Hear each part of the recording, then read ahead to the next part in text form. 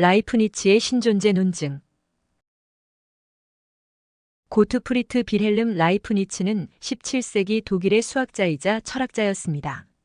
그는 뉴턴과 동시에 미적분학을 창시한 것으로 알려져 있으며 사실 뉴턴이 먼저인지 라이프니츠가 먼저인지는 명확치 않습니다.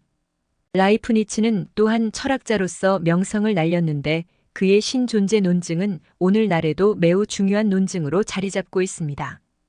특히 충족이유율이라 불리우는 원리는 논증의 핵심 원리로 하나님 존재에 대한 설명까지 포함하는 매우 중요한 원리입니다. 전제 1. 존재하는 모든 것은 스스로의 존재에 대한 설명을 지닌다. 전제 2. 만약 우주가 스스로의 존재에 대한 설명을 지닌다면 그 설명은 신이다. 전제 3. 우주는 존재한다. 결론 1. 우주는 스스로의 존재에 대한 설명을 지닌다. 결론 1은 전제 1과 전제 3의 결합으로 도출됩니다. 결론 2. 그러므로 우주의 존재에 대한 설명은 신이다. 결론 2는 전제 2와 전제 3의 결합으로 도출됩니다. 이 논증은 세 개의 전제가 기본 전제가 되는데 이 중에 하나라도 참이 아니라면 결론은 참이 아니게 됩니다. 전제 3은 아무도 부정할 수 없는 전제이므로 검토해 볼 이유가 없습니다. 첫 번째 전제인 존재하는 모든 것은 스스로의 존재에 대한 설명을 지닌다에 대해 검토해 보도록 하겠습니다. 여기서 존재하는 모든 것에는 하나님도 포함됩니다. 존재하는 것에는 두 가지 성격의 존재가 있습니다. 하나는 어떤 외부 원인에 의해 존재하는 것입니다. 이것을 우연히 존재하는 존재자라고 철학에서 부릅니다. 우리를 포함하여 우리가 보는 세상 만물, 우주가 이에 속합니다.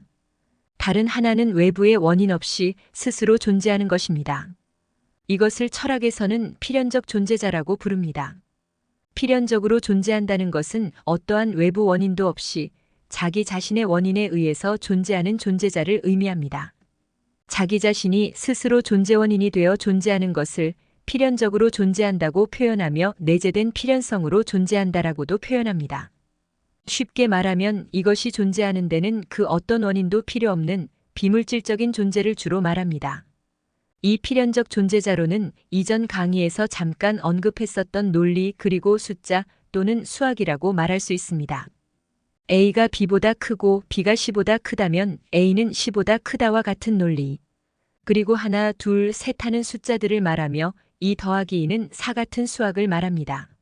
논리나 숫자는 어떤 외부적 원인, 즉 누가 만든 것도 아니고 그냥 필연적으로 존재할 수밖에 없는 존재입니다.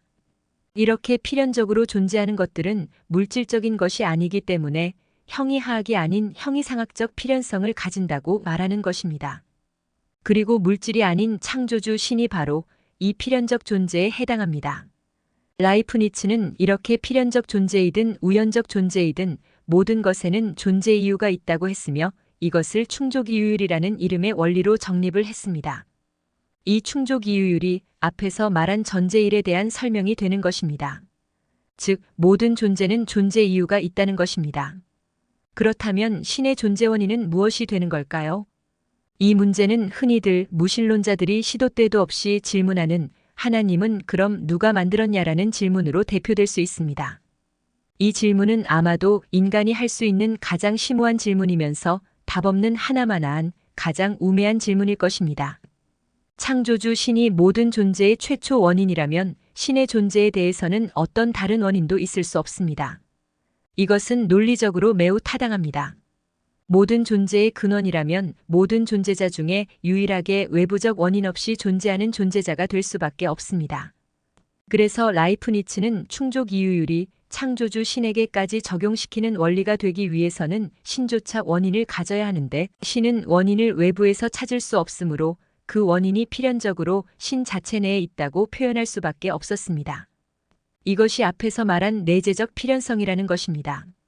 이것이 바로 구약성서 출애굽기 3장 14절에서 하나님 자신을 가리켜 나는 스스로 있는 자다라고 하신 의미입니다.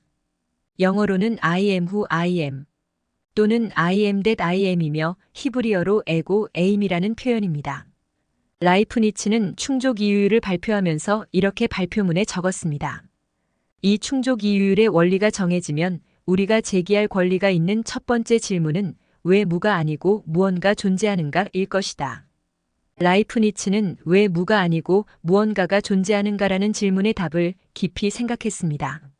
라이프니츠는 그가 무언가라고 표현한 것, 즉 우주라는 존재의 충족 이유로는 필연적으로 원인자인 신이 존재해야만 하고, 신은 다른 충족 이유가 있을 수 없는 제일 원인자로서 스스로 충족 원인이 되는 형이상학적 필연자로 존재하여야만 한다고 결론을 내렸습니다.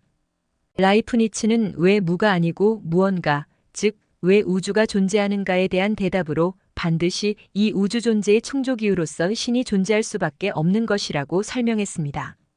이것은 잠시 뒤에 살펴볼 전제이. 만약 우주가 스스로의 존재에 대한 설명을 지닌다면 그 설명은 신이다로 연결됩니다.